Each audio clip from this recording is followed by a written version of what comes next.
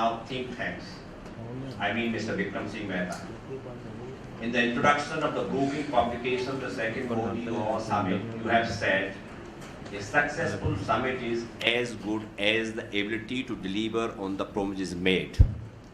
By this yardstick of yours, how would you rate this visit? My second question is the same publication, Ms. Tantri Madan claims there is concern about the reliability of the US, with the sense that the US will end up choosing China because of the more interdependent Sino-American economic relations and or leave India in the lurch. After the second Modi-Obama summit, do you think such concerns about the US are still legitimate?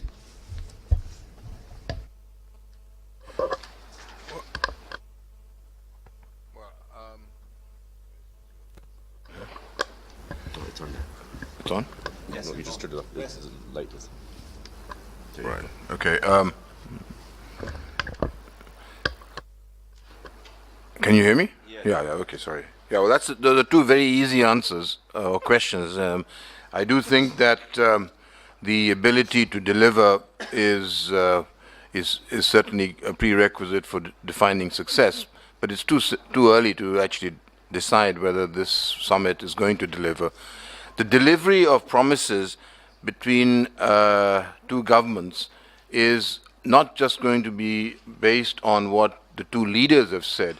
It is dependent on what the bureaucracy, what civic society, what business, the totality of all the stakeholders that are engaged in the specific promise. What do they and how do they respond?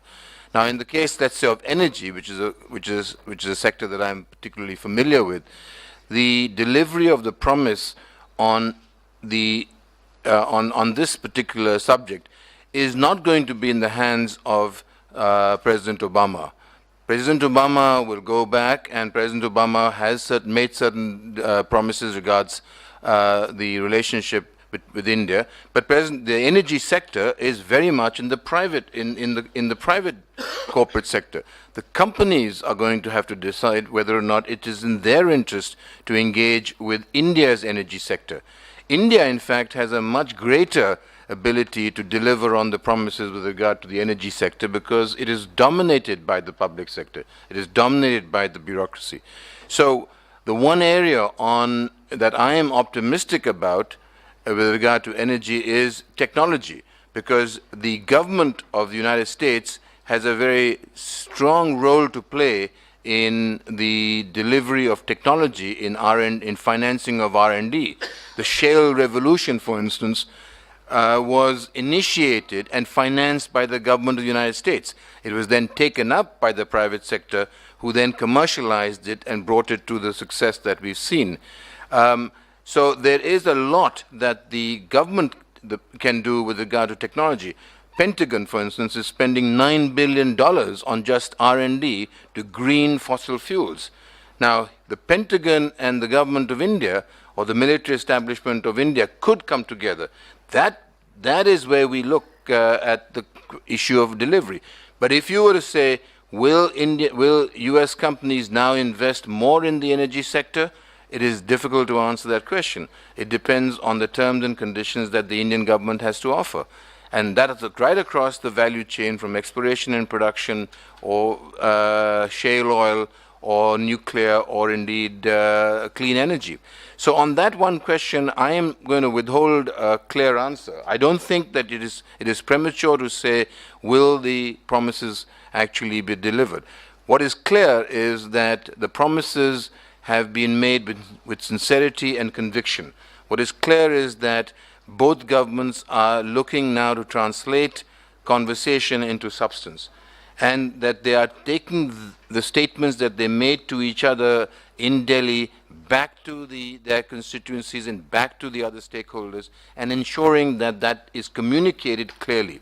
From the point of view of India, I think we need to be clear that we are now in a very competitive environment, that we can't be looking to the past in order to actually solve our problems in the future. Energy, for example, in the past has been embroiled with all sorts of political and non-political issues that have held us back and that have actually stalled investment. If we were to look at the future, we have to recognize that we face a fundamental problem.